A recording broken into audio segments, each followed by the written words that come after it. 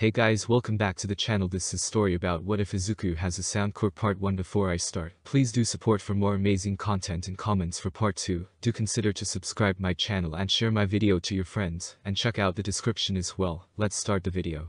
Boom. A shockwave flowed through the classroom, startling everyone. They turned their heads to the source of the noise, the brash, blonde boy sitting with his feet up on the desk. Izuku had barely heard the boom before letting out a squeal that rivaled the explosion in decibels. Kachin. You got your quirk. It's so cool you make explosions. That's gonna make you such a cool hero. You gone. Bakugo looked back at Izuku with a glint of pride in his eye, cutting him off. Of course I did, you damn Deku, who else but me would get such a cool and powerful quirk. His face broke out into a smirk as he looked around at the rest of the preschoolers, staring at him in amazement. Izuku was just staring at him, smile fading slightly. He hated the nickname the Kachin had given him, and he hated that everyone else called him that as well. But he let them, knowing he couldn't stop them even if he tried. After all, you should probably just give up. Izuku's whole world fell from around him, and he felt himself reeling in shock. Sadness. He couldn't tell, the only thing left was the doctor's statement. He was 5 years old, and the doctors were fairly certain that Izuku wouldn't get a quirk at all. He didn't have the extra joint in his foot, he thought to himself, so why can't I have a quirk? It's not fair. He had been enamored with quirks for as long as he had been able to comprehend what they were, which was, admittedly, not a very long time. He already had a notebook he had been working on, and now the stupid doctor is going to deny him his own. It's not fair. He felt like screaming, or crying, or curling up into a ball and doing both, but he was stuck to his chair, Inko's hand on his back, propping him up, glancing at him every now and then as the doctor talked about statistics. Precedents. Who cared about those? It's not fair. By the time they had gotten home, Izuku was in full-blown sobbing mode, the noise alerting some of their neighbors, including Mitsuki. She came out of her apartment, looking around frantically. Izuku, sweetie. What's wrong? What's the matter, sweetie? She put her hand on his shoulder as she talked to him, trying to get him to look at her. It's not fair. Mitsuki took a step back at the sound of his voice, her gut twisting. The sound of Izuku's broken voice, his sobbing, has now brought out both of the Bakugo parents, which started as just a hand on his shoulder, and evolved into a giant group hug. He probably wouldn't get a quirk. Mitsuki's head snapped up at this, looking at Inko. It was late at night now, and Izuku had gone to bed a while ago, and the sobbing had ended, so they knew he was asleep. Mitsuki's heart nearly broke then and there. She knew how much Izuku loved quirks, from his mum's admittedly weak quirk to All Might's near-god status. She knew that he had theorized on what his quirk would be, but now, life had dealt him a shitty hand, one that the little cinnamon roll didn't deserve. The Bakugos went back to their own apartment later, and Mitsuki couldn't help but cry for Izuku, and hope that the world would treat him right, that the world would fix this mistake, and give the most heroic 5 years old she knew a quirk, so he could be a hero. As she lay down in bed, sleep crawling at the edges of her brain, she let out a sigh, pulling the covers up over her. She stared at the roof, willing herself to stop crying. She needed to sleep, but only one thought stayed with her. It's not fair. He was about 6 when he first noticed things happening.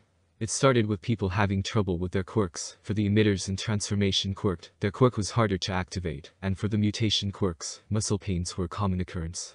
It all climaxed on a day after school had finished. He was the target of another one of Kachin's bouts of anger, his powerful quirk knocking Izuku to the ground. Or at least, that's what Izuku expected.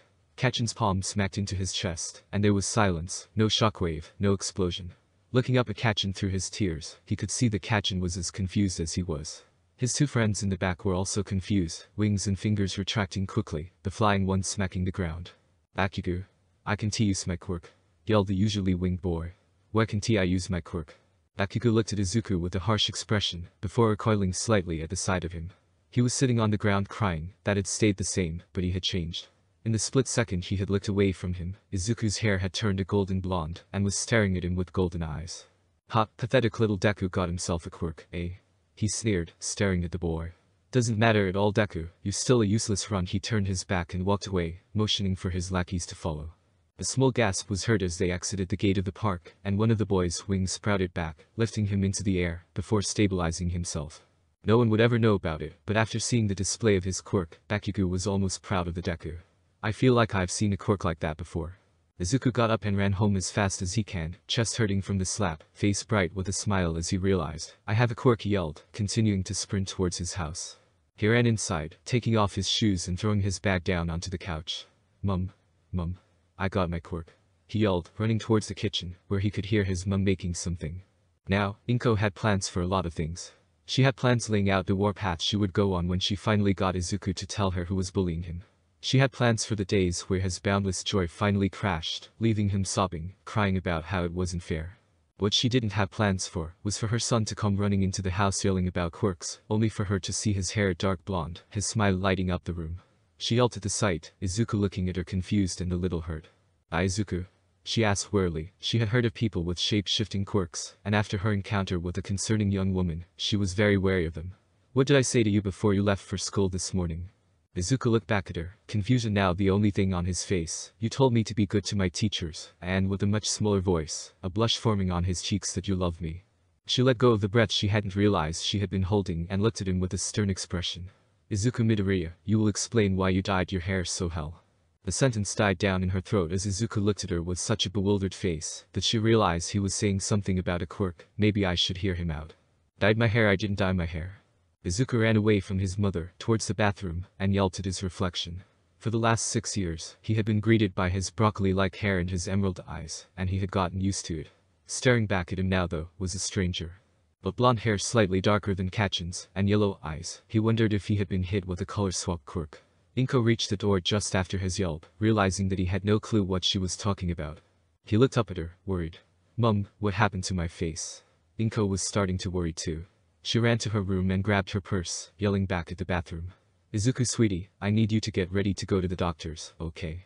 While he was confused and a little scared, Izuku followed his mother's request and put his shoes back on, his worry ebbing away as he put on his favorite shoes, the one gift he had ever gotten from his best friend, before things became different. He ran into his room, walls, cupboards and desk absolutely covered with All Might merchandise, with the occasional cameo from the rest of the top 10, as well as some of Izuku's personal favorites. His prize piece, a Lego set of All Might vs. Vacuum, a man whose quirk allowed him to control the oxygen around him, with clear blocks making it look like All Might be jumping down towards Vacuum, fists ready to strike. He had actions figures of most of the top number 10, excluding Wash and Endeavor, two heroes that he either didn't really like or just downright scared him. He grabbed his jacket, a Silver Age All Might hoodie, and walked back to the front door, seeing his mum waiting for him. Inko looked over him again and quickly ushered him towards the car. They drove in silence, each of them worrying for different reasons. Inko was worried what other changes could have happened alongside this aesthetic one, while Izuku worried about how this was causing his mum anguish. They arrived at the clinic, and after filling out a few forms, were ushered into the doctor's office. She looked up as the Midoriyas walked in. Good afternoon, Ms. Midoriya. My name is Dr. Nanako. A pleasure to meet you. She threw a smile at them, calming Izuku down, who had been visibly shaking, although it wasn't from fear, but excitement. Now Izuku, your mother here tells me that you're a possible late bloomer for a quirk. That's fantastic. She held the smile up as she talked. Now Izuku, my quirk is called Analysis, where I can know someone's quirk by touching their forehead. Do you mind if I use it on you? Inko looked down at her son and gasped. She hadn't even brought his notebook with her in her purse, and suddenly he just had it. He was already writing down notes in his messy, 6-year-old scrawl, but Inko could see at the top of the page the word analysis. Well doctor, looks like you sparked his interest. Inko sighed. She knew he would be in this state for at least the next few minutes, so he gave Dr. Nanako permission to use her quirk. She pressed her palm onto Izuku's forehead and closed her eyes. She let out an odd hum and adjusted her hand, a confused look now popping onto her face. Mrs. Midoriya, I can sense a quirk in your boy at all. Are you sure he did something out of the ordinary? She looked over to Inko, noticing that Izuku wasn't even listening anymore. He was muttering up a storm, and scribbling notes down into his book. Are you sure, doctor? He had green hair and eyes just this morning. This has to be a quirk. Here, I'll show you a picture of him. She put her hand out towards her phone, attempting to pull it towards her with her quirk, but it didn't budge. She tried again, harder, and her phone seemed to wobble but didn't move. Sorry, she mumbled, reaching down and grabbing her phone. The doctor's eyes lit up at the sight, a new theory rising in her head. Mrs. Midoriya, do you mind if I use my quirk on you? She said, flashing her comforting smile again. Inko looked at her confused. But I know what my quirk is. I have weak telekinesis. Dr. Nanako smiled just, please Mrs. Midoriya, I have a theory. Inko looked over and agreed. Nanako placed her hand onto Inko's forehead and focused, and got nothing. My quirk is saying you're quirkless as well. Now, experiment time. She sang, seemingly happy for the challenge. Izuku, could you please step outside? I'd like to talk to your mother. Izuku was pulled out of his mother fest, looking up at Nanako and blushed, scurrying outside of the room. Nanako kept her hand on Inko's head throughout this, and when he got about 6 feet away, she yelled as suddenly, there was her quirk. She hit Inko, and called Izuku back into the room. He stared at her on his way back in, with both a curious and scared look on his face. He sat down on the stool, and Nanako waited until Inko's hand was on his back again before talking. He knows how the kid might react to this. Mrs. Midoriya, I think I have an idea of what your son's quirk is. Mrs. Midoriya, I think I have an idea of what your son's quirk is. Nanako grabbed her clipboard and started to write down some notes about what happened. Quirk didn't work while Izuku was in the room, worked right after he left, further testing needed. So, he does have a quirk. Inko looked both hopeful and a bit worried. What sort of quirk does he have? Looking over at Izuku, who had the biggest grin on his face, and smiled. Are you familiar with the pro hero Racerhead? Inko, not the biggest hero fan, looked at Izuku, expecting him to know. She was surprised then when she saw that even Izuku, the hero Uber fan, was confused at the name. No sorry doctor, what about him? Inko was genuinely curious at this point, due to both the doctor's strange behavior, and the fact that she name-dropped a pro hero. That's fine, not many people are familiar with him.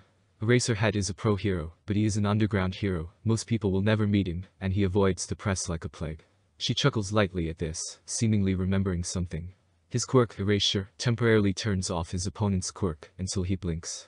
It's a powerful quirk, and if what's my initial tests have shown, Izuku has something like that. My quirk is like a hero's, Izuku yelled, startling Inko and Nanako. She smiled at the sight of him so happy. Yes Izuku, your quirk is similar to a hero's.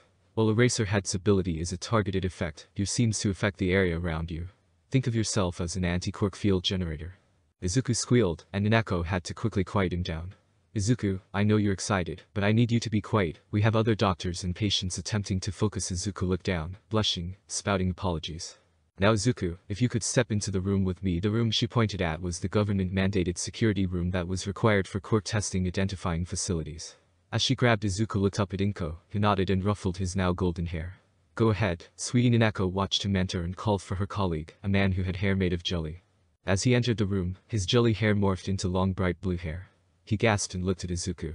Izuku, meet Mr. Tanyu. He will be letting us test out your quirk on him. Hopefully, we can make it so you can control your new power. She was a little amazed herself when the hair changed, and was now heavily intrigued.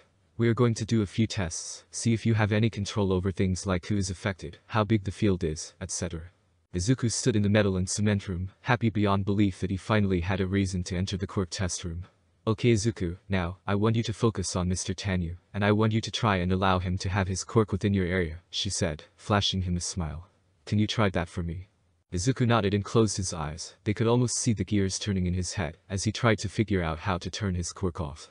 He started shaking, and Inko realized that he had been holding his breath. Izuku sweetie, it's okay, just breath, there's no rush, just breath.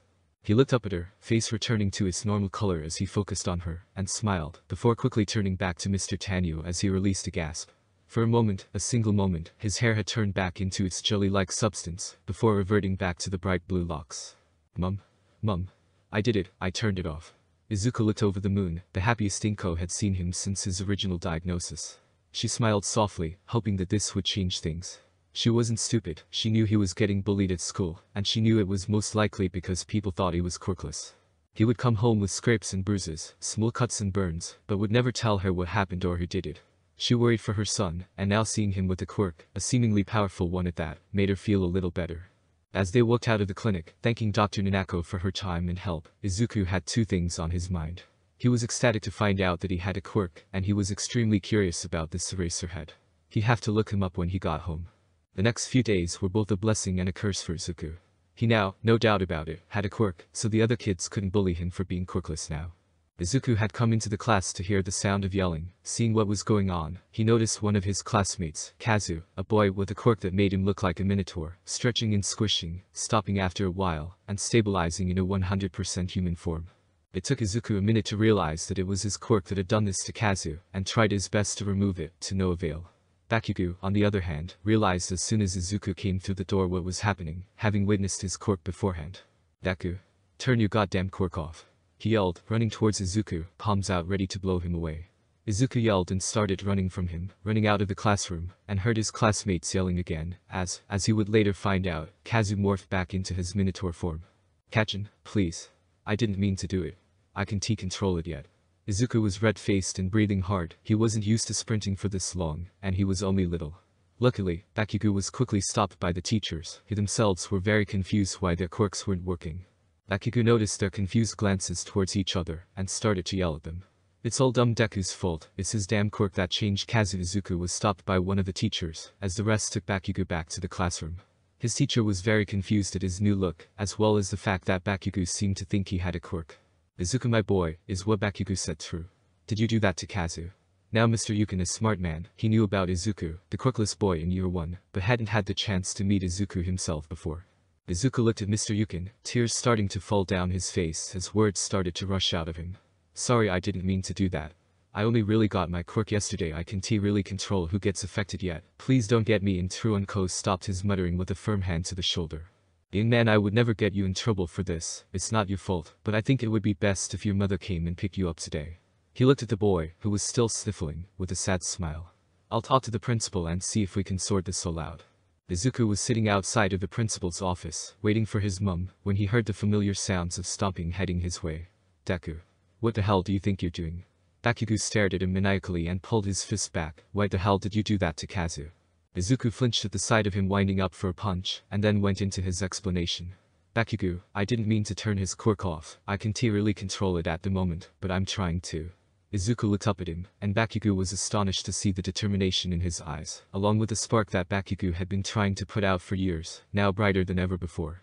And my doctor says it's a really cool quirk, and she said that there is a hero who has a quirk like mine. Bakugo snorted. Dumb Deku, I call bullshit. No pro hero would have such a coward's quirk, turning people's quirks off. How stupid. Izuku's face fell at this, before sitting upright and yelling back at him. There is. His name is Eraserhead, and if he can be a pro hero, then I can too. Izuku was red-faced out of anger and embarrassment, never having yelled at Bakugo before.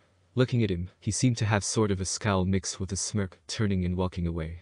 No one would ever know it, but that day, he found a bit of respect for Deku. Finally willing to stand up to me, eh? He was muttering to himself as he walked, outside of Izuku's hearing. Good, maybe he could make himself a hero, never the top hero, of course, that's my job. Inko had arrived at the school and was walking through the front door when she heard Izuku yelling, and hearing what he was saying, felt a swell of pride in her chest. She had been waiting for the day that his confidence would return, that he would be able to smile without the smallest doubt about the future. She walked up to him to see Bakugo walking away, a smile on his face, muttering to himself. I guess it's contagious.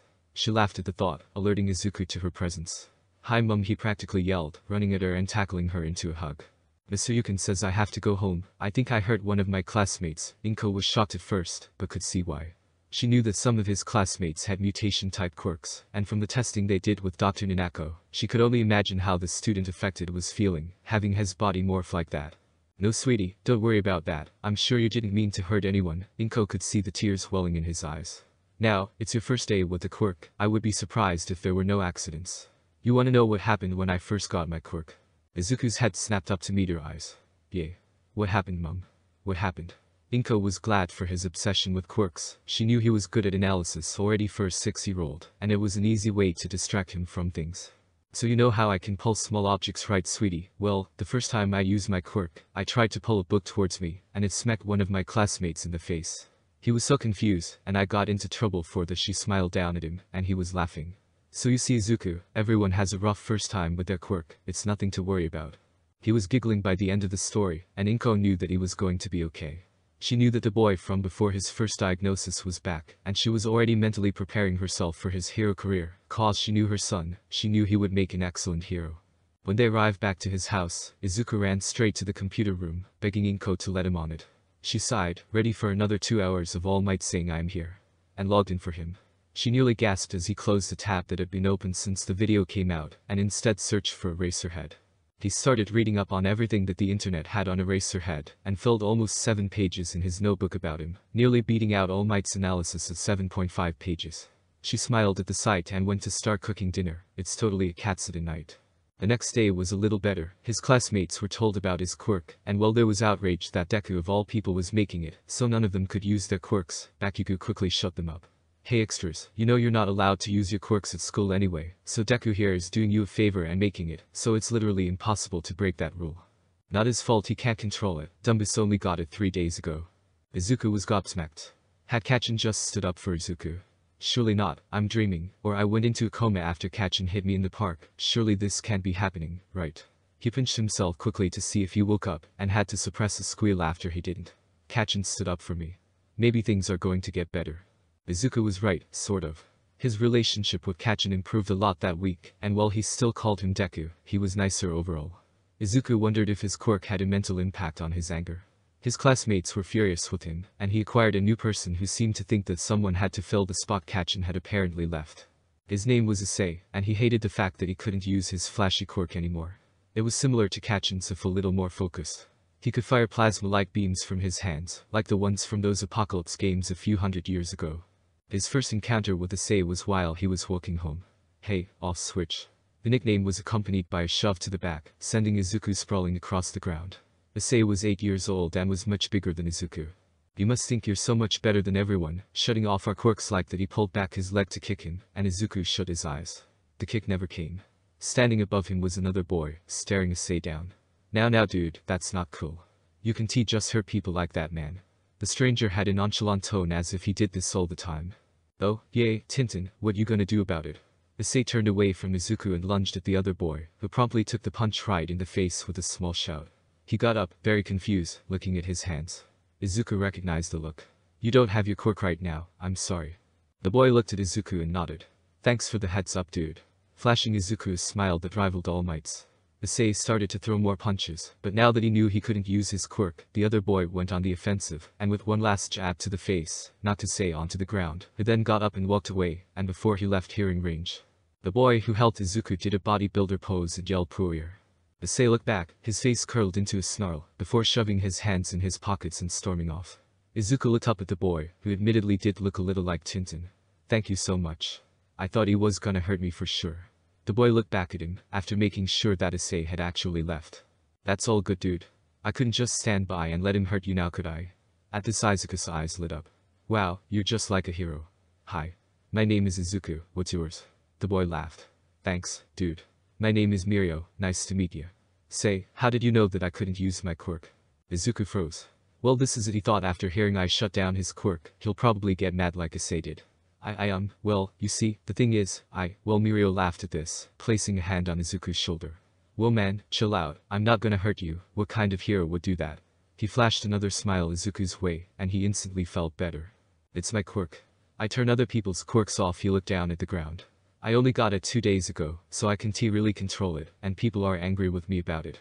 It's about a 10-meter radius around me, although the doctors seem to think it will increase as I get older.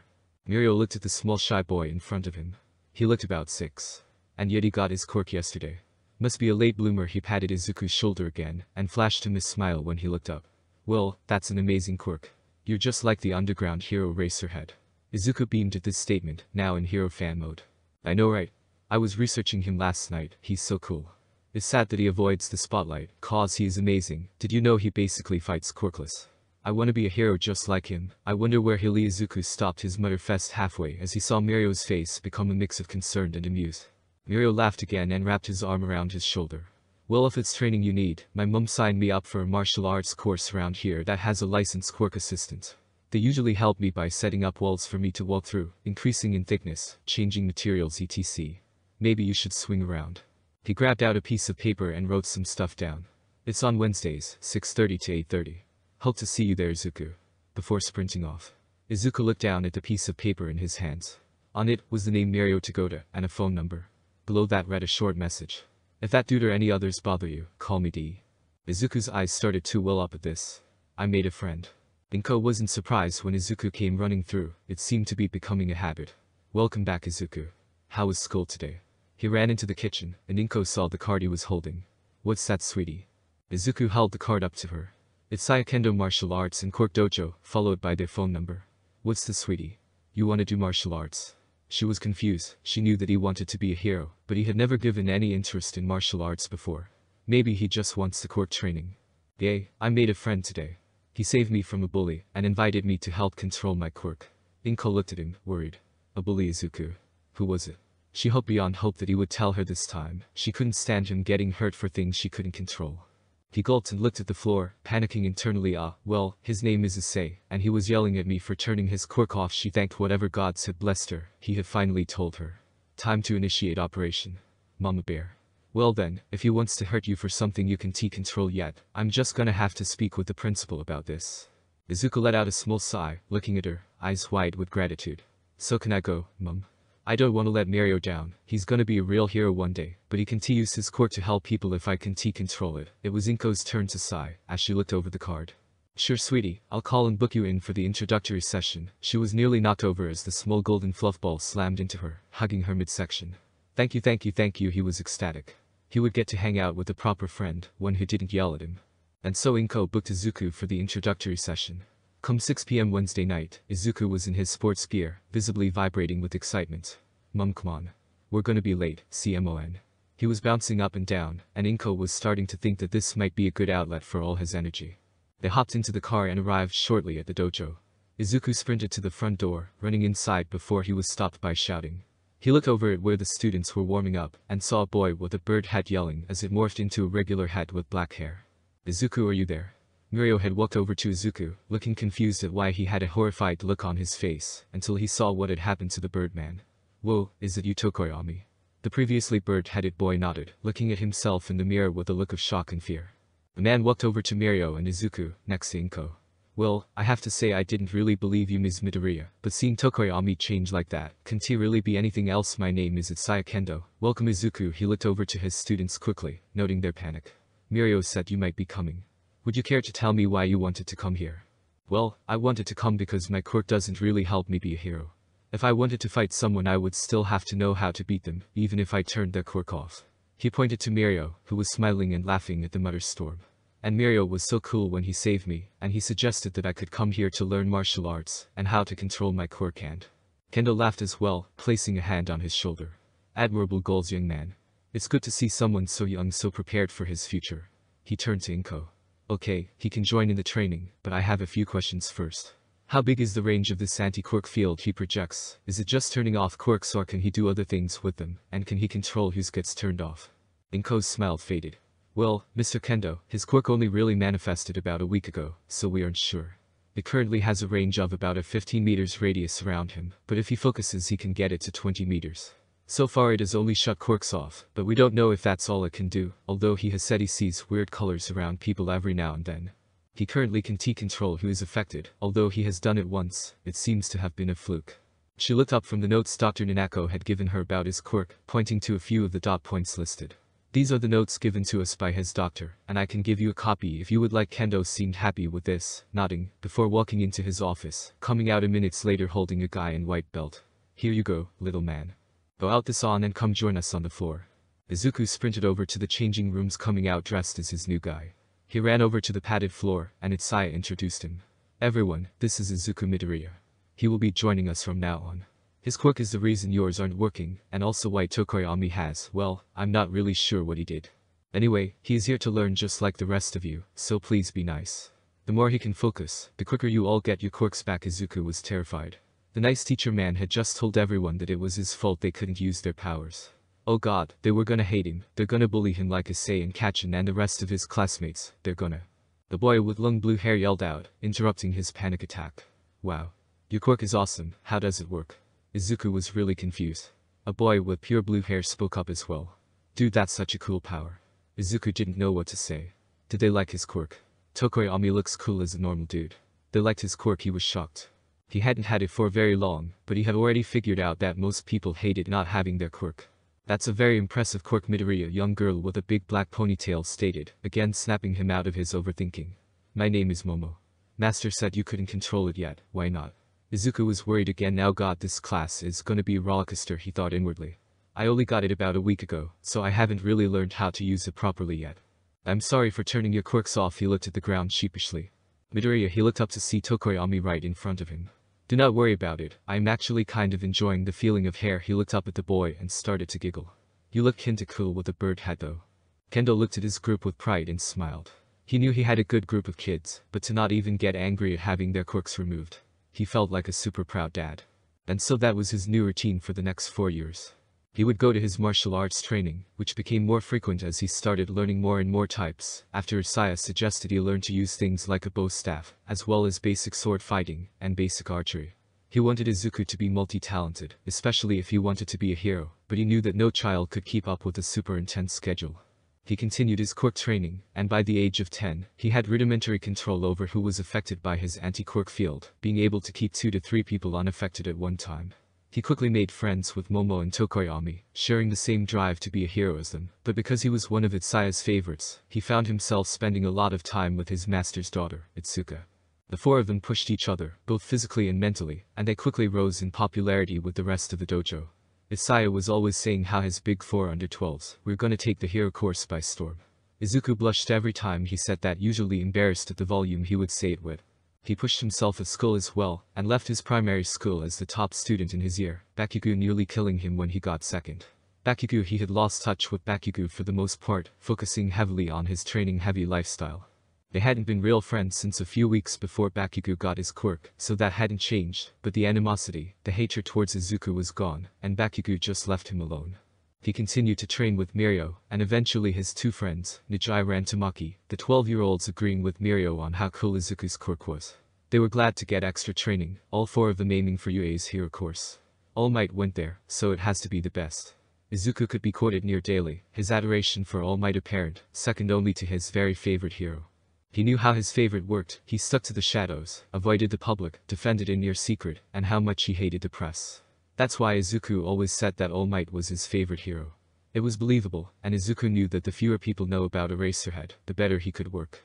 After a little digging, he found that Eraserhead was UA alumni as well, further fueling his dream to attend the hero course.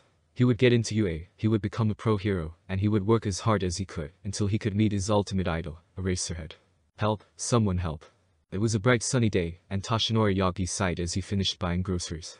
He was in his civilian form, as he had to be nowadays for at least 3.5 hours a day. He looked over to the explosion and the scream, and saw a large pile of sludge. It was moving down the street, and Yagi could see that it was holding a cash register in a brown bag, spilling money. He could hear the civilians on the street muttering between themselves. Woe, is it a villain?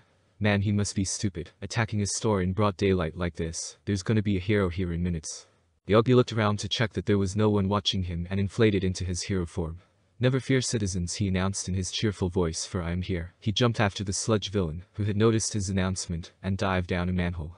Izuku had just gotten out of class, Bakugo giving him death glares, as the teacher announced that Izuku would be taking the UA entrance exam as well. He was 17 now, just finishing high school, and looked back at the last couple of years, smiling at his progress. He had practically mastered his quirk, and not to toot his own horn or anything, but it was a really damn good one, and had been able to make his field basically keep the on switch on at all times, only turning quirks off as he needed. Bakugo was the happiest he had been in a while the day Izuku had mastered it, and Izuku still wasn't sure he heard what followed right. Nice job, Deku, maybe you will be a hero. The range of his quirk has exploded as his age and physical strength increased. As he was now, he was able to affect the quirks of anyone within a maximum of 750 meters radius of him, a number that had even him astounded, although he could make the field smaller if he wanted to. And that wasn't all his abilities could do. A little bit after his 11th birthday, she showed him one of his dad's old quirk analysis books. I know Mom always said followed after dad, but I didn't know she meant that so literally. The first 12 pages were self-analysis, detailing his quirk and his job as a supporting sidekick. Apparently, he had the ability to see the quirk in people, and he described this side as almost seeing a textured silhouette of the person. He also had the ability to affect the quirks of those around him, getting him quite popular as a sidekick. His name was Booster, and as well as this quirk side as he called it, he had the ability to either enhance or nullify the quirks of anyone he touched for around 10 minutes. When in a boosted state, the quirks of those he touched went into overdrive, acting with more power, faster, and requiring less energy on the user's part. Izuku had wondered if he had gotten the quirk side and booster parts when the quirk was passed down, and after a few training sessions with Mirio and the gang, he was delighted to see that, through training, he was able to make it so he could have this quirk side as a background activity. The booster component of the quirk was harder. He was able to do it, but for now, it took way too much of his stamina to keep it up for very long. It did get easier as he trained it more, but he could only boost someone for about 3 minutes before falling unconscious. He knew that he had to practice this, as it was an amazing ability, but it took a lot out of him. His dad had tried to keep the other part of his quirk a secret, much like Eraserhead does, as his opponents knowing that he could turn off their quirk for 10 minutes with a touch, would lead to more long-range encounters. He was a respectable rank in his martial art, around 46th in the country, and went to every tournament. His best friend, Momo 11th in the country, participated in to cheer her on. Tokoyami had quit after an accident with Dark Shadow on one of Izuku's sick days, had left him and another student injured, and Izuku hadn't seen him since. Itsuka was doing well in her training, about 16th in the country for their martial arts, and an avid boxer. He looked at himself as he walked past the shop front and grinned. He had been training intensely for almost 13 years now, and boy, had it paid off. He stood at 6'3" and had a body that most athletes would kill each other for. He had realized a while ago, talking with Mirio, that the entrance exam for UA was most likely going to be robots, and had started to plan for that. According to Mario, you were allowed to bring up to 3 support items with you, as long as you made and designed them yourself. Izuku had grinned when he heard that, already planning, knowing exactly what he was going to make. He had been on one of his morning runs when he passed by Tagaba Municipal Beach, and was disgusted by the state it was in. He took it upon himself to clean the beach. After all, a hero's job isn't just to fight people right. It's to help out any way they can, and Izuku knew that this could be a really awesome spot for families to visit. He had started that training about a year ago, and was very happy with his results. The entire beach was devoid of trash, and it hadn't done too badly in helping his already amazing physique. But that wasn't the best thing that happened on the beach, no. The best thing was very unexpected to him. The best thing was meeting Mei Hatsum. Mei had come barreling down the staircase while he was cleaning, nearly red with anger.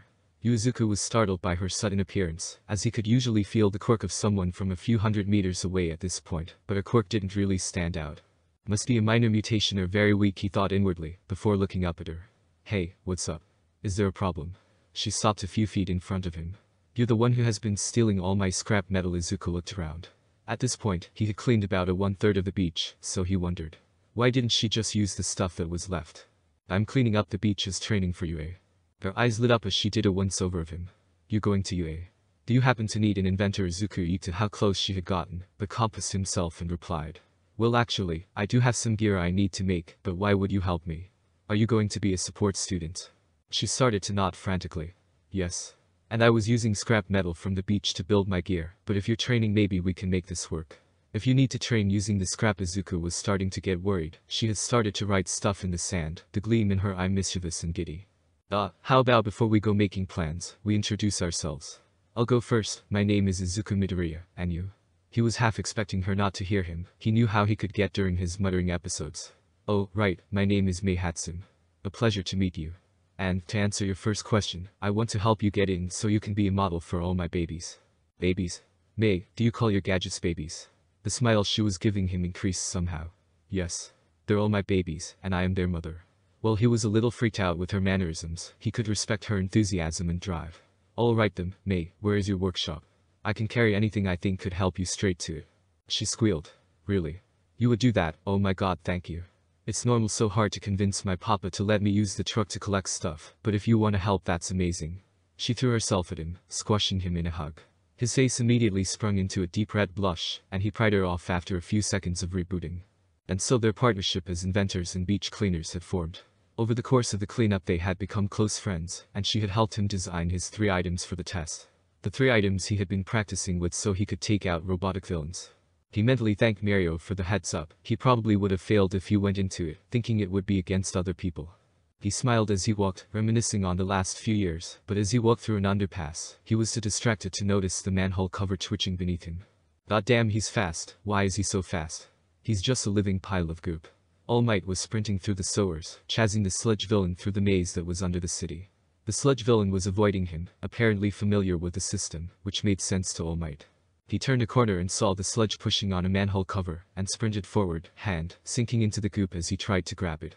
The sludge villain pushed him back, and All Might hit the ground, breaking through the floor, into a collection point. He was struggling in the goop of the collection point, while the sludge villain went up, talking to someone, and then screaming.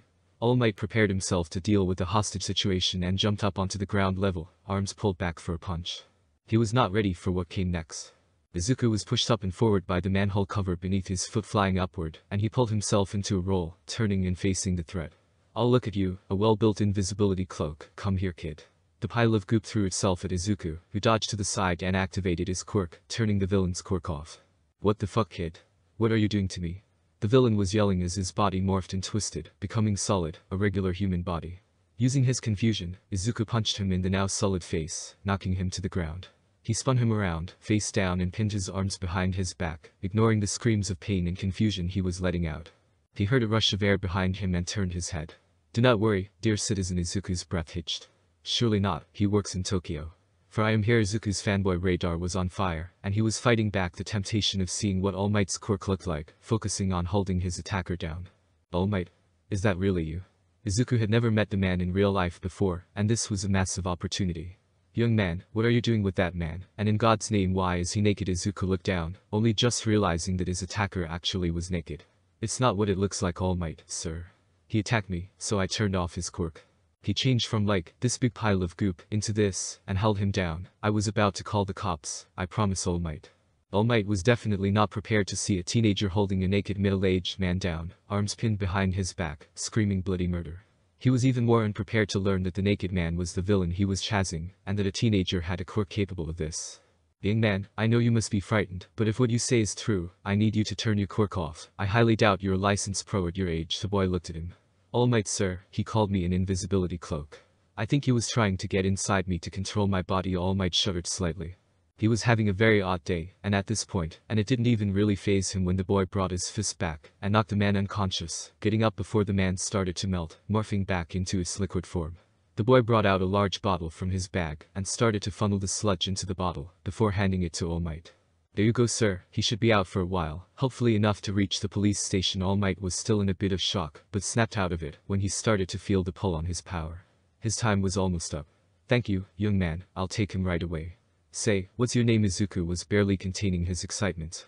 All Might wanted to know his name. Izuku Midoriya. All Might, sir. All Might kept smiling as he prepared to jump. Well, Midoriya, I can't wait to see your prominent hero career. He noticed how the boy looked at him like a god on earth when he said that. I'm sure you'll be one of the greats. In fact, he quickly wrote something down on a bit of paper before handing it to Izuku. This is a friend of mine. He has similar abilities to you. Just tell him I sent you. He should be able to help with you training. Izuku felt like he was about to faint. Surely he didn't just get his number. Surely, All Might hadn't just given him a ticket to his all-time favorite hero. But before he could ask, All Might jumped, leaving Izuku holding the phone number of his greatest idol. He started walking towards home, vibrating with excitement, before he realized something, and mentally slapped himself.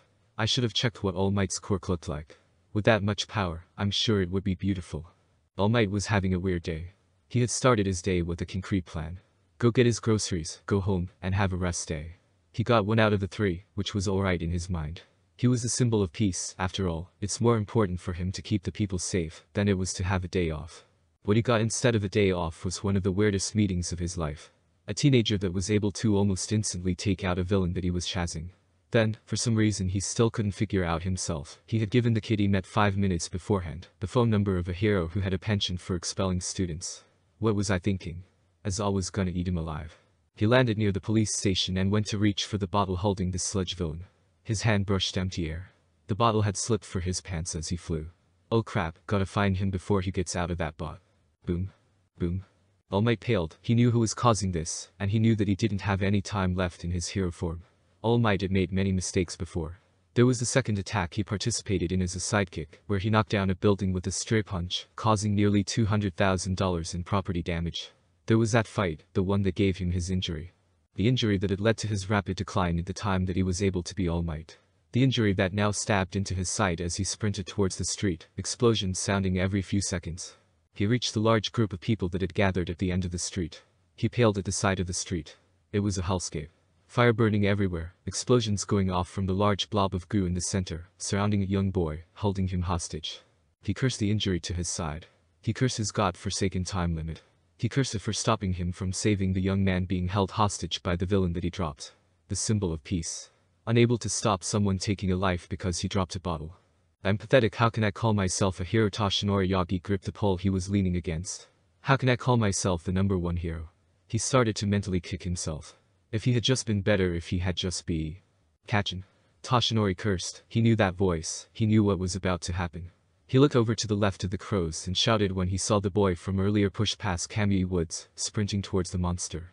He watched as a fight broke out between the pro heroes if they should go and get him, but they seemed too shaken by the villain morphing into a naked man to decide quick enough. Pathetic. Can't he help one boy? Relying on children to do what I should have the second I got here. He pushed the pain to the back of his mind, buffing up out of sight of the crowd. Do not worry, young Midoriya, for I am here. Izuku had just met All Might, and he had given him Eraserhead's phone number. He wasn't freaking out, totally not freaking out. Him basically vibrating with excitement didn't mean he was freaking out.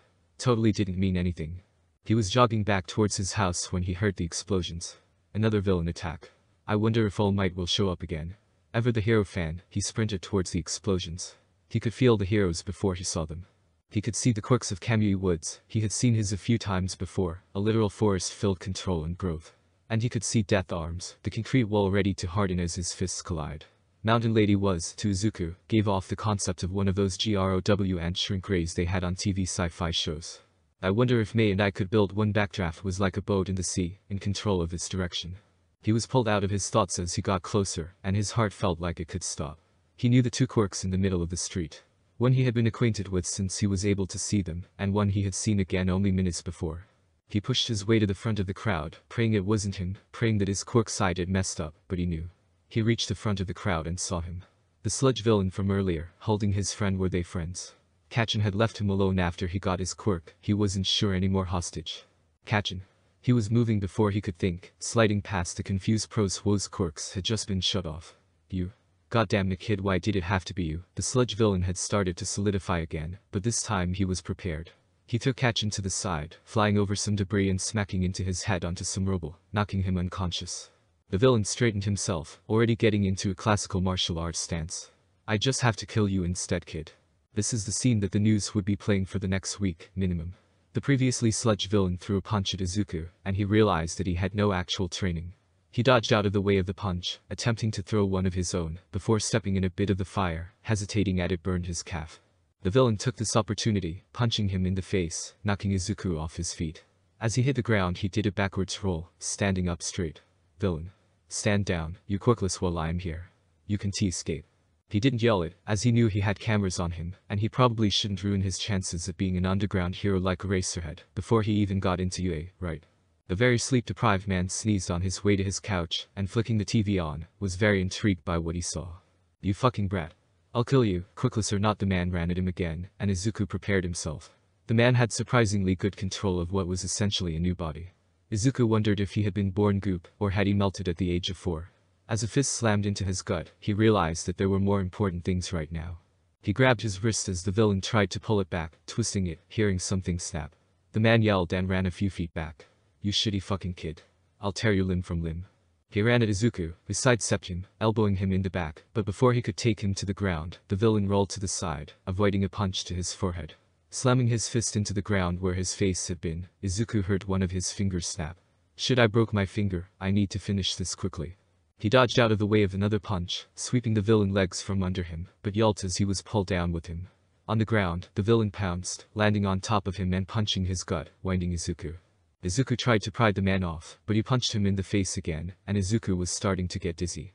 He was starting to lose focus, and he knew his Quirk was about to slip. Izuku, on the outside, was calm, but on the inside, well, on the inside Izuku was furious.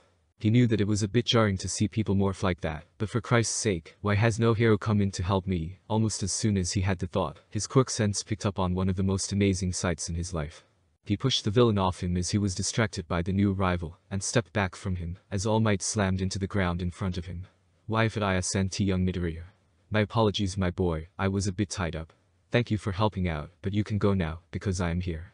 Izuku had stopped listening. He was enamored at the sight of All Might's Quirk. Raw, uncontrolled power, 8 swirling storms of pure energy flowing through All Might's body. Izuku had never seen anything like it before. He had never heard anything like it before. Wait, heard his Quirk.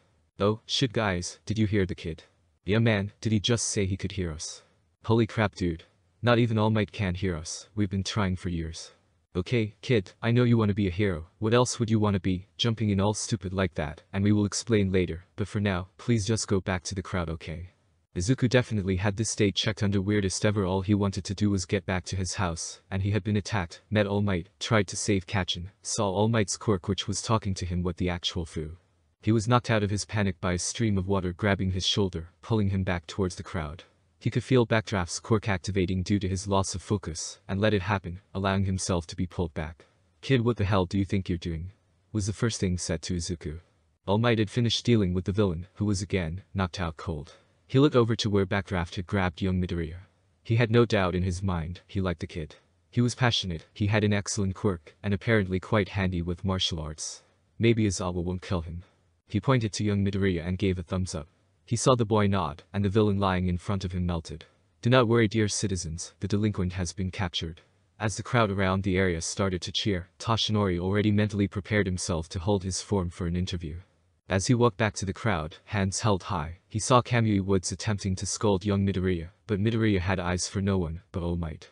He was muttering and flipping back from staring at the ground to staring at All Might, and it was starting to freak him out.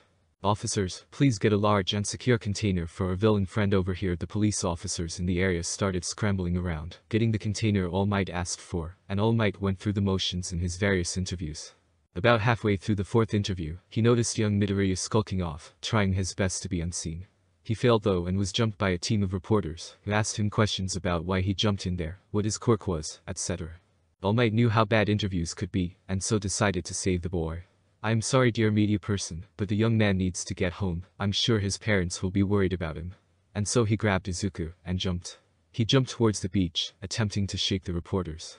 Izuku was still a little dazed after his fight, and being 300 meters in the air really wasn't helping right now. He wasn't even sure he was in the air. "I probably have a concussion," he thought before he was interrupted.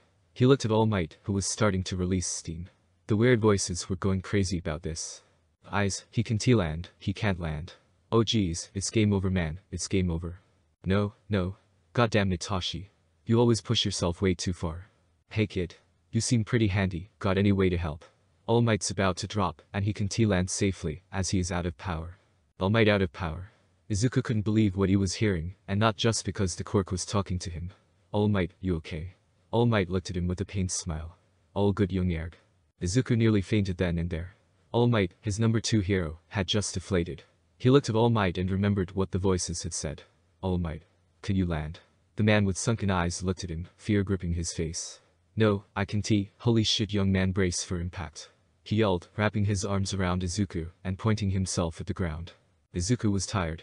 He didn't know if he could stay awake much longer, and he knew he was gonna be out of it after this. "All Might, get ready to land feet first, I know you can."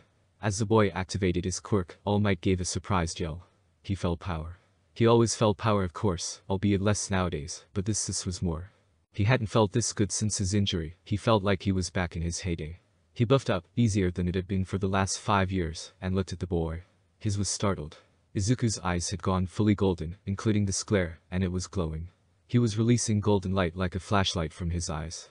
All Might hit the ground with ease, softening the landing, so Izuku didn't get whiplash. "Young man, what in God's name W?" He stopped halfway through his question as Izuku face-planted, unconscious. As he hit the ground the power Toshinori had felt dissipated, and he forcefully deflated. He stared at the boy in front of him, lying on the ground, before grabbing his phone and quickly calling an ambulance, sitting down next to the boy. He thought about the boost of power he had just gotten, what Izuku had done, and what it had done to him. Self-sacrificing, powerful, good moral code, he's definitely a front-runner for it, but I need to get to know him better before I even think about passing it on to him. He got up and greeted the paramedic who arrived and answered questions about who he was, who Izuku was, what happened, etc. The boy was put into the ambulance and taken to the hospital. His mother was called, and Toshinori was psyching himself up for her to find them. He didn't want to be in the way of a mother's warpath. "Where's my son?" Toshinori jumped as a voice silenced all the conversations around the room. The doctors must have guessed who she was as they approached her. "You must be Ms. Midoriya, please, this is a hospital, so I need you to not yell, okay?" Inko nodded. "Alright, Izuku is in room 3C, but he is unconscious, has been since he got in the ambulance. He has a broken ring finger on his right hand, a fractured rib, and a concussion. All of these are minor injuries, so we can figure out why he hasn't woken up." He pulled out a small clipboard and a pen. "Do you know if it has anything to do with his quirk?" Inko nodded. She had an idea of why. Part of his quirk can boost the quirks of others, like his father, but it takes a lot out of him. If he boosted someone when he was already tired, it might put his body into rest mode. She looked over to Toshinori, who was approaching. "Who are you?" She felt like she had seen the man before. He was tall, and that hair in his blue eyes felt familiar. Could it be? No, it couldn't. This man was a twig, not a diagram of an Olympian athlete. The man introduced himself. "Good evening Ms. Midoriya, my name is Toshinori Yagi, I am the one who found your son, unconscious near the beach. I called the ambulance as soon as I found him." She gave him a look of thanks, before grabbing the visitor's pass the doctor was holding, and sprinting towards 3C. She burst into the room to see Izuku hooked up to a few machines, but she was just glad to see him safe. She sat down next to him, grabbing his hand, and stayed there for a while, crying softly. Toshinori had arrived a little after Inko, wanting to see how Izuku was doing, but couldn't bring himself to interrupt the moment. "I know you're there Mr. Yagi, you may come in." She hadn't looked up since he got there, maybe she could hear him. "Ah, Ms. Midoriya, I'm sorry for intruding, I didn't want to interrupt you with your son." He gave her a small smile. She gave him one back. "That's quite alright Mr. Yagi," he cut her off. "Toshinori. Please, call me Toshinori." Inko smiled a bit wider. Alright then Toshinori, I must thank you for finding my son. I saw him on the news, and I was so worried. The After All Might grabbed him I thought he would be fine, but when I find that hero that left Izuku alone, I'm gonna wring his neck. Toshinori gulped. He couldn't explain what All Might did without revealing his biggest secret to a woman he just met. So he couldn't give her an explanation, not yet. Yes, I myself was quite upset when I discovered All Might left an exhausted child alone, and as an old friend of his, I will be sure to knock some sense into him the next time we meet. He hadn't expected his sentence to surprise Inko, but when she sputtered, he realized that most people have never even met All Might, let alone be close friends. Would you mind if I tagged along? I would like to give him a piece of my mind personally. Toshinori gulped again. The murderous tone in Inko's voice was so dissimilar to her usual soft tones. I do not know Ms. Midoriya. I'll see if I can set up a meeting. Toshinori had faced villains before. Hell, he had faced a Quirk-stealing centenarian hell-bent on killing all of the OFA users, but never had he been so scared. Inko stared at him with murder in her eyes. Thank you Toshinori. She stopped suddenly as Izuku sat upright quickly, rambling. All Might, are we safe? Did we land? Toshinori cursed inwardly. This kid was gonna blow his whole story. Izuku Midoriya stop yelling right now. Izuku stopped halfway through his ramble to look at his mum. Mum. I helped stop a villain. I got rescued by All Might by reporters, then we. Inko didn't like how he stared at Toshinori as his sentence drifted off. Toshinori was sweating slightly. He had hoped the kid would have repressed the memory of his deflated form. All Might. Wait, all am I? Toshinori knew his mother was already angry at him, but he needed to keep his secret safe. Slapping his hand over Izuku's mouth seemed his only option of doing so. Mr. Yagi. What is my son talking about? You are certainly not All Might. Oh, how he wanted to laugh. She had no idea how wrong she was. And so he told them about what had happened after his jump away from the reporters. He told them about his injury, about his now weakened form, that he could only hold for about 3.5 hours a day. And then he talked about why he came with Izuku to the hospital. Young Midoriya, I must ask, what did do while we were in the air? I was able to go into my muscle form again, and I haven't felt power like what I had up there since before my injury. Izuku was still a little out of it, and so he spoke very slowly. Well, Mr. All Might sir, it's part of my quirk. I can manipulate the quirks of anyone within a sphere with a 100 meters radius around me. I got the manipulation part from my dad, the support hero. Booster, and the ranged aspect from my mum, who has telekinesis. Using it I can turn off quirks like Eraserhead, although mine can stop mutation types for some reason, and I can also increase the strength of the quirks in my field, although it tires me out really fast. He grabbed his notebook out of his bag and flipped through the pages. Although I was already tired, boosting your quirk put a much heavier strain on me than I calculated. I don't know why. I estimated I could do it for about 15 seconds with the energy I had left, but I was out of it after 6 seconds. Fascinating young Midoriya. I feel I made the right choice giving you Eraserhead's number. With his help, you will grow to be an even better hero than you already are. Toshinori rose to his feet and flashed to Midoriya's a smile. I must take my leave now. I thank you for allowing me to stay this long. He stopped just outside the doorway and looked back inside. Oh, and young Midoriya, keep up the good work. I have a feeling we will be seeing a lot more of each other these next few months. When Izuku got home that night, he checked his messages on his computer, as his phone had been broken in the fight. There was one from Kachin, a short paragraph detailing how Izuku shouldn't let this go to his head. He was still gonna be the #1 hero, etc. There was a short one from Kendo, asking if he was okay. Apparently, Momo had called her 10 times seeing if Kendo knew. Speaking of which, there were about 70 from Momo, ranging from berating him for doing such a stupid thing, to praising him for his heroic acts, to begging for him to be okay. He smiled to himself as he marked Kachin's as read, and sent a message to the group chat between him, Momo, and Kendo. Mini Racerhead. Hey guys. Just wanted to let you know that I'm okay. Saw your messages. 5-finger super punch. God damn you, you incorrigible idiot. I'm so glad you're okay. 3D printer. Izuku. Oh god, I'm so glad to hear that. I saw what you did on the news. What happened? Mini Racerhead. Well, I saw the Kachin needed my help, and my body just moved. I didn't ask it to, I just jumped into action. He's fine by the way. 5-finger super punch. How is the dude so ready for you? I know you're damn good at martial arts. I'm surprised you didn't end it at the start. Mini Racerhead. Well, he had attacked me just a few minutes beforehand, so he was expecting his core to be turned off. And I burned my calf on some of that fire, flinched, and then he punched me. 5-finger super punch. Well, when it gets back to school I'm going to beat your head in, you idiot. You gave us quite a scare, and I'm sure Auntie Inko was worried sick. 3D printer. I gotta say, I had to create tissues for my entire family throughout the entire thing. You're gonna have to make this up to us, Izuku. And so they talked until Inko called Izuku down for dinner. She had made Katsudon and was simultaneously scolding and praising him for the day's events. He thought that he was gonna be in big trouble for this, and so was surprised when his mum didn't punish him. He spent the next few days as the sludge villain stopper, a title that he both didn't want and was false. All Might had stopped the bad guy, he just held him off. He was able to avoid the reporters that hounded his house and followed him to school, but he was not able to avoid Kendo's wrath. It was Monday morning, and he had just arrived at the school he and Kendo went to. Momo was rich af, as Kendo put it, and went to a fancy private school, much to the three's dismay. Izuku was walking through the front door as he felt a familiar quirk activate, and quickly turned it off. Kendo's now small fist smacked lightly onto his head.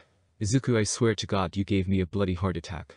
He grinned at her, he knew she was teasing him, he had been on the receiving end of it for years. "Oh, woe is me, my dear friend. However, shall I fix this damning transgression?" He accentuated his overly dramatic speech with a hand over his eyes in a flashy pose. "Move out of my way or I'll kill you, you damn nerd." He had felt Kachin approaching, but hadn't turned his quirk off, knowing that it would only make the boy angrier. He stepped out of his way, allowing Kachin to pass. Kendo gave him a death stare, wondering how the cinnamon roll that was Izuku Midoriya could stand the boy. As Kachin passed, he stopped in front of Izuku and whispered something Izuku that he couldn't believe. "Thank you, you fucking shitty nerd. Now don't make this a big deal or I'll kill you, quirk or no quirk. If I don't see your name on the application form to the hero course at UA, I'm gonna wring your neck." Izuku just smiled as he walked past, nodding instead of responding. Kachin just grunted and headed off to homeroom. The rest of the day went fairly normally. Kendo angered him, which consisted of silent glares that broke down the second he looked at her, or talking his ear off constantly. His classmates were the same. Some of them were jealous that he got to meet All Might, some were angry that it was goddamn Deku that got to be on the news for taking down a villain. The next few weeks were filled with normal school and training stuff, as well as paying for lunches to make up for what he did, which he had no regrets for doing. After about 2 weeks he stopped getting recognized from the attack, and the media seemed to have given up. His house was no longer a war zone to leave, and no one followed him to school. He was glad to be left alone, as that meant they also left his mom alone, and she really didn't need to be dealing with reporters 24/7. It was almost 2 months later when he grabbed Hero Notebook number 11, and a small card dropped out of the book onto his desk. His eyes widened as he saw the writing. How could he have forgotten about that? He quickly grabbed his new phone and dialed the number, praying that it still worked. He was giddy with excitement, he was about to talk to the Eraserhead. His number 1 hero. The coolest hero in the war. "Who are you and what do you want?" The voice on the other end of the phone sounded exhausted. And grumpy, very grumpy. "Ah, good afternoon, sir. My name is Midoriya Izuku and I was given your number by All Might." "Sir," there was a grunt. "That's 1 out of 2, kid, what do you want?" Izuku calmed himself. If he didn't impress Eraserhead here, he might not get the chance ever again. "Eraserhead, sir, I am calling to ask you to help train me. I can pay you if you want, and All Might said that you would be able to help me get even better with my quirk." He heard a small goddamn blonde idiot before Eraserhead cleared his throat. "Kid, if you're the one All Might told me about, meet me near the beach tomorrow at 5:30 a.m. If you're late, I go home, deal?" Izuku nearly fainted there and then, but responded in his calmest possible voice. "Yes, sir, Eraserhead, sir. I'll be there." Eraserhead grunted. "Good," and then he hung up. Izuku quickly sent a message to the group chat detailing the phone call. They were both super excited for him. He woke up the next morning to his alarm going off at 4:45 and started to get ready. He got into his workout clothes and left the house, heading towards the beach. Izawa hated mornings. He knew that most people didn't have his terrible sleep schedules like him, but he still couldn't understand how people could be so chipper so early. Like this godforsaken kid in front of him, basically bouncing with excitement. "So, you Midoriya Izuku." He kept a straight face, thinking of where he had seen the kid before. He was definitely familiar. The kid had his interest, but there was no way he was gonna let him know that. "Yes sir, Mr. Eraserhead. All Might gave me your number after I was attacked 2 months ago, but I only found the card last night. I'm so glad you're letting me train with you, sir. You're my favorite hero. Even if you don't have much merchandise, I have any that there is." Izawa was stunned for a moment. He inwardly groaned. "Dear God, All Might sent me a freaking fanboy. I have a fanboy, why in God's name do I have a fanboy? I try my best to avoid the media, and this is what I get for it." He looked back up at the golden-haired boy, trying to place where he knew him. The boy looked up at him, still mumbling, and Izawa's breath hitched as he looked into the kid's eyes. "Holy shit. Kid, a few things. 1. Stop that, I need you focused, not just mumbling throughout the training." The boy beamed at this. "And 2. You wouldn't happen to be related to the support hero Booster, would you? You're practically a dead ringer." It was Izuku's turn to be stunned. Most of the people that he knew didn't know who his dad was, except Atsuka and Momo, but Eraserhead did. "Yes sir, he was my dad." And again, was Izawa's turn be the stunned one again as he looked up at the sky. "Holy shit, okay, that's it Hisashi, I will fulfill my promise, I will train your son." He snapped himself out of his stupor and addressed the boy. "Alright kid, I'll train you. With a body like that, I'm going to assume you've been training on your own, so strength shouldn't be an issue for now. We will be focusing on skill and finesse. Izuku was nodding, focused entirely on his hero. He would prove to Eraserhead that he could be a hero too. So they started training. 5:30 am to 7:30 am every day, they were at the beach, sparring, as Eraserhead taught him various fighting styles. Every now and then another hero would show up, much to Izuku's delight, as he filled his notebooks with even more detailed analyses, because Eraserhead said it was detrimental to only fight one person, as you can fall into habits that don't work against others. Eraserhead was one of the toughest people Izuku had ever met. He was fast too fast, and Izuku briefly pondered the possibility of him having a speed quirk as well as Eraser, but quickly dismissed it. No one can have multiple quirks. After Izuku questioned him about his speed, Aizawa told him his secret. Most people still think that without a quirk, we have the same types of bodies we did back before quirks started appearing. This is false. The humans with quirks were the next step in our evolution. We are no longer Homo sapiens, we are now more than that. Most people don't realize this and only train themselves to be on par with athletes of the past. Well, I want you to go further, plus ultra, if you will. My speed and strength are my own. This new step in humanity's evolution has more potential than that of our predecessors. Our muscles can be stronger, slimmer, faster. Our brains can work faster and smarter. Our bodies are more efficient, and we can benefit from this. People just don't realize this and stagnated and outdated average. I have acquired this speed and strength through rigorous training that you will have to suffer through. By the time of UA's practical exam, I want you to be able to run 50 meters in 3 seconds. Izuku had nearly thrown up there and then. 50 meters in 3 seconds, the most recent non-speed quirk user's record is 5.5. How am I supposed to do that? But he knew that if he wanted to be on par with his hero, he would have to go beyond what he thought was possible, plus ultra. And so the hellish training began. Izuku was fit, the picture of health, but Aizawa was made for this. He outran Izuku, he hit harder than Izuku, he reacted quicker than Izuku and moved faster than he did, but as the training went on, the gap between them shrank. Izuku could see Aizawa's movements now and was even able to get a few hits in, but he needed to be better. He kept up with his normal martial arts of course, but as he got better because of his training with Aizawa, he quickly started to outperform the other students, to the point where Itsaya had to spar with him personally. Even as a professional, Itsaya had some difficulty with this new Izuku. And this was the schedule for the next 10 months, in preparation for UA's Hero Course exam. Izuku had his support items, given the seal of approval from Mei, and he had his training in his brain, and he was going to crush these tests. The day of the exam has arrived.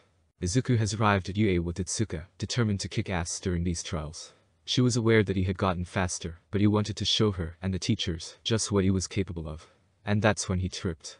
Well, this is a fantastic start, he thought to himself, throwing himself into a roll before he noticed that he never actually hit the ground. His momentum hadn't changed though, and Itsuka burst out laughing as she saw him floating in midair, spinning like the main character in that old game about the blue. Was it a fared? Oh my god, I'm so sorry, I didn't realize that you were gonna do that. I shouldn't have used my quirk on you, my bad. A girl with short brown hair and pink cheeks said to Izuku, but he was already in quirk analysis mode. Still spinning, he started on one of his questioning monologues. Wow, your quirk is amazing. Does it make things unaffected by gravity or does it take away all mass from the object? Can you make things heavier? Are the pads on your fingers part of it? Oh, maybe you have to touch some arg. He was pulled out of his muttering by Itsuka, who had smacked him on the head and stopped his spinning. The girl was looking at Izuku with an expression that was a mix of amused, concerned and confused. Oh. I'm so sorry about that. I just like analyzing quirks and yours looks amazing. But do you think you could put me down now? He asked as nicely as he could, and she yelped. OMG, sorry.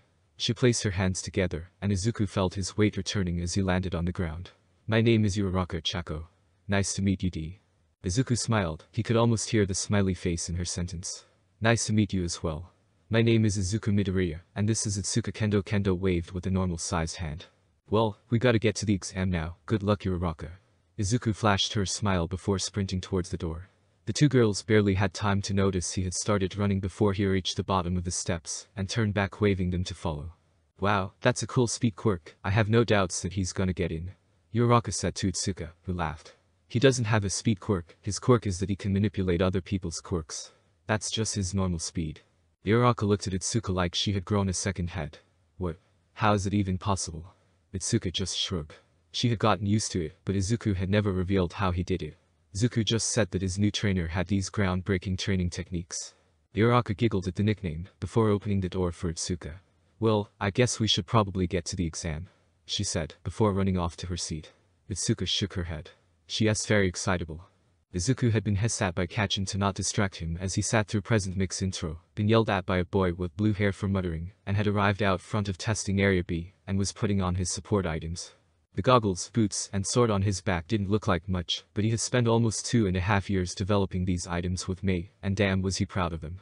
When Izuku had put in the application form for them to be allowed into the exam, the principal, Nezu, holy crap, I got to meet Nezu, had expressed surprise that someone his age could make things like this. The goggles were for protection, as well as working in tandem with the boots. They had multiple modes: thermal vision, zoom comparable to Mei's, and night vision, and he planned on adding more. He was damn proud of his sword. He had gotten inspiration after watching a medical show with his mum, where the surgeon was using a plasma scalpel. It had hit him while eating his dinner. What if I use the same idea on a sword? He asked the question he had given Mei on his next visit to the beach, and she had squealed, eager to start the project. This baby is going to be amazing, she had yelled, and helped him design and build it. And he was damn proud of his sword, capable of up to 3 minutes with a laser edge, and acting like a normal sword outside of the 3 minutes. But his boots, they were his masterpiece. They had shock absorption, so he could land safely from his jumps, as well as jump extenders, powered by the friction caused by running, supplemented slightly with solar power, and could increase his jump by a lot. Although he hadn't tested them a lot, he had only finished them a few days ago, and as always training took up a lot of his time. The goggles had icons for the boots, giving him an idea of how much of their power they had available for jumps. He had finished putting his gear on and breathed deeply, calming himself. He needed to be ready for this. Mirio said that it was robots, and he was right. Although he did warn me to look out for the bullshit they would throw at me, so I have to keep my guard red. Let's go, examinees, start. Izuku bolted at this. His sparring matches with Izawa had been similarly sudden. So this is the bullshit they were gonna pull. He could deal with this. The other examinees were shocked at the lack of a countdown, as well as his speed, and stood in shock for a second. Alright, Examine 2. What are the rest of you guys waiting for? There are no countdowns in real life. The crowd behind him sprang to life, but he didn't worry. By the time they had gotten to the bots, about 20 seconds after he did, he had used his sword to cut down 2 3-pointers, 2 2-pointers, and 4 1-pointers. 14 points, he thought, with my sword. This is gonna be a piece of cake. He worked his way through the exam, minutes ticking away until there were about 2 minutes left. The people around him were starting to get antsy, and he heard a few people calling out their scores. 42. Yelled the gravity girl as she dropped a few 2-pointers. 58. Yelled the blue-haired speedster as he kicked through a 1-pointer. Izuku wasn't worried. He had been counting, and he was nearing the 55 marks for his points, so he hung back from attacking and switched to making sure people were safe. He grabbed an examinee and pushed him out of the way of a falling bot, and the guy looked thankful before Izuku ran off. He continued to do this for the exam, before it arrived. Izuku first noticed the ground rumbling, and then people yelling, and saw a crowd running back towards the gate, away from, holy shit. He had turned the corner to see what was happening and was greeted by a robot, bigger by far than any of the others. A robot that was rolling through the arena, crushing buildings. Not even worth trying to take out, he thought, and turned to run as well. That's when he heard it. A small cry coming from the same direction as the 0-pointer. He stopped and looked back, seeing the girl, Uraka, from the front gate. He turned and ran straight for the 0-pointer. Izawa was sitting in the judge's room, watching over the examinees with the rest of the teachers. He was currently sitting next to All Might, who was in his emaciated form and was a bit uncomfortable. He knew about All Might's injuries, but he didn't realize that it was this bad. He was currently watching a boy who could make his skin hard as rock punched through robots on his way out, running from their arena's 0-pointer. He heard coughing beside him and looked over. Holy shit, kid, Izawa was surprised.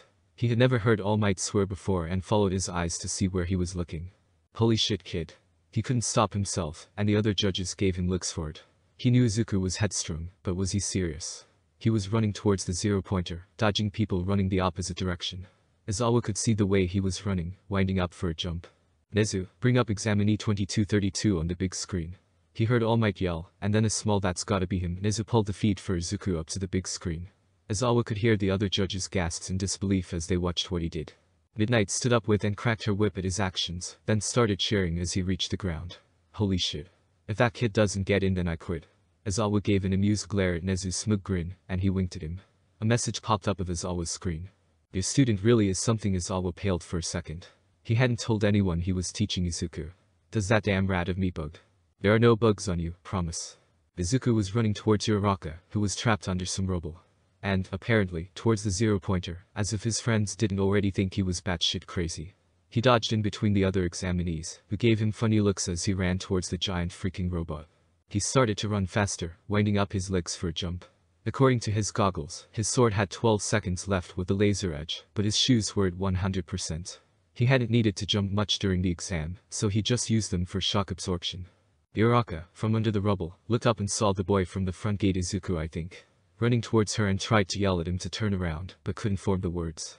He heard him yell something, pressing a button on the side of his goggles, and then he was gone. Izuku twisted the dial on the side of his goggles, turning the boots to 100% jump power, and jumped. He soared into the air, higher than he thought possible, and he heard cracks and sparks. Oh shit, my left boot is dead, right on 0%. Need to upgrade them next time I see Mei. He flew up towards the face of the zero-pointer, aiming for the glass eye in the middle of it. He kicked the eye, crashing through it, landing in a server area. He activated his sword and started slashing any wires and server boxes he could see, using the last second of its laser edge to slash through a large bunch of cables at the back, connecting the head to the rest of the robot. He heard the robot powering down, and felt it starting to tip over. He was worried that it would go forward, but luckily, it was falling back the way it came. He ran to the eye and jumped out, getting ready to land on his right foot and roll to take away some of the force from the impact. He was plummeting towards the ground, and he realized just how high up he had been. Oh shit. The boot isn't gonna be enough. I'm gonna go splat. He was worried, but his treacherous brain flashed the image of his fall with all might in his head. Wait, Uraraka had a zero-gravity quirk. He searched for Uraraka, using his quirk sight as well as normal sight, and saw her standing beneath him, floating on some rubble. Seemed she had the same idea. He grabbed onto her quirk and boosted it as much as he could, and he could see her surprise from here, as her arms started to glow bright pink. She held her arms out, ready to smack him when he closed enough, and yelled when a beam of pink light erupted from her palms, hitting Izuku. He felt his weight leave him, his descent slowing as his gear weighed him down, slowly floating to the ground. He cut off the boost to Uraraka as he hit the ground, and passed out. His body stayed upright, but he was unconscious. Uraraka guided his body to the ground, laying him down, before removing her quirk. Her head was spinning, she was still getting over the boost of absolute power felt right before using her quirk from a distance. She had never done that before. Wait, that Itsuka said he could manipulate others' quirks. Did he just do something to mine? That's freaking amazing. She hadn't realized she had yelled out that last bit until she was smacked on the head by a walking stick in the shape of a syringe. Dear, I know that was stressful, but please be quiet, look at him, he is Exao. Uraraka looked at the old lady, who was now staring at Izuku like she had seen a ghost. Holy crap, has it really been that long? Uraraka had to strain hard to hear that, the old lady mumbling it just under her breath. Anyway. Right, does anyone have any injuries? She had snapped her eyes away from Izuku, and had called for the robo-nurses to pick him up in a stretcher. There were a few here and there, but most people were too busy talking about the blonde kid who jumped into the zero-pointer and took it down. Uraraka was looking at the retreating robo-nurses with awe. Itsuka had said he could manipulate quirks, not that he was a fucking badass. Izuku awoke a few minutes later, to see a deflated All Might, Eraserhead, and OMG recovery girl. He snapped up in his seat, gushing and spewing out facts from her career, but she didn't seem to notice. She and Eraserhead were staring at his file, Eraserhead showing her something, and All Might was sitting beside his bed. He stopped his ranting and looked at All Might. All Might, why are you here? The deflated man's head snapped up at this, and he started to flounder. Well, you see, I was. He wanted to see you, kid. He was worried after he heard what you did. Tashi always has been a warrior. I contacted him, he wanted to know how you had done in the exam. Showed up a few minutes before it ended. He tapped recovery girl on the shoulder, and she looked up with a jolt, looking over at Izuku. She took a deep breath before speaking. Don't worry, young man, nothing is broken. You had a sprained ankle from kicking through some pretty thick glass, but that was a quick fix.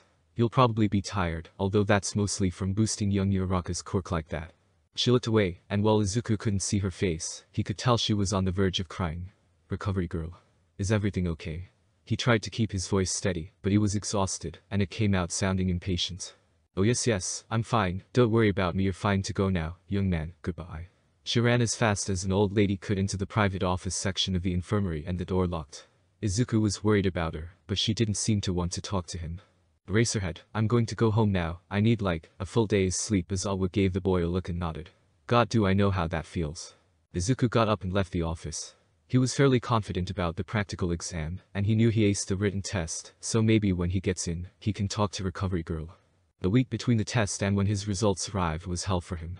While Izawa gave him a rest day, the rest of the week was dedicated to almost non-stop training. Whether it be pure stamina, or practicing his technique by sparring, by Friday afternoon, he was ready to sleep through the weekend. His mum was trying to keep him awake until his normal sleep time, not wanting him to mess up his sleep schedule, when she noticed the letter sitting in front of their door. Izuku. It's here. The letter. She ran into the lounge room to see him now fully awake. He opened the letter, and a tired man appeared on the screen. Why do I have to do this? Isn't this All Might's job? There is a laugh from off screen, and Izuku recognizes it as Nezu. Why Eraserhead? I'm sure he would want to hear his results from his teacher, don't you think? Izuku froze. He never told anyone who was training him. Did Eraserhead? Whatever, but I get to sleep after this. Well, problem child, you did alright. You got 52 villain points, well done or whatever. Izawa glared at, presumably Nezu, as a hand appeared on the side of the screen, hurrying him. But that isn't the only thing about being a hero. While everyone else ran, which was a logical reaction, you ran towards the zero-pointer, you jumped into it, and you saved Uraraka Chako. Highly irrational, but I digress, he sighed and flipped over the paper he was holding. For your heroic actions throughout the exam, saving students and stuff, as well as risking yourself to save the girl, you have been awarded 65 rescue points, putting you at a total of 117 points. Well done, problem child. Not only am I stuck with you for a few years, you beat my score from when I was a teen. Izuku was gobsmacked. He had been expecting that he would get in, but with 117 points. He was ecstatic, and apparently so was Inko, as she squealed at the end of the video, wrapping Izuku into a giant hug, already starting to plan a celebration. He humored her for a few minutes, before stopping her when someone knocked on their door.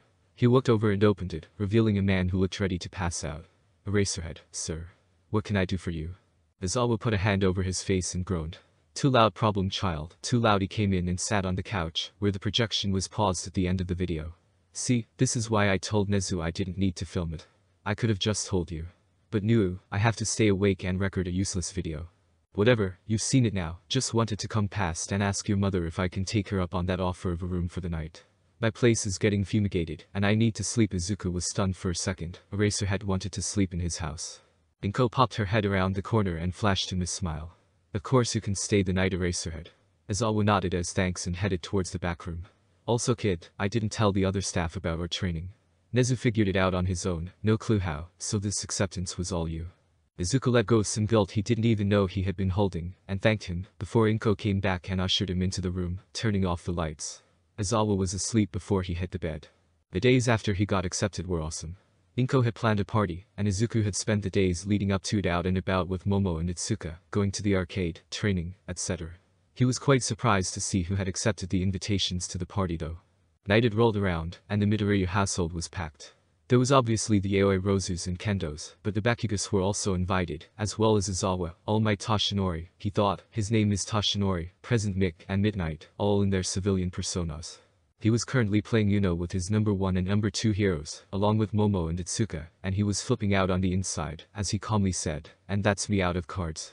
I win again. Izawa gave him a death stare, backed up by his friends, while Toshinori just laughed.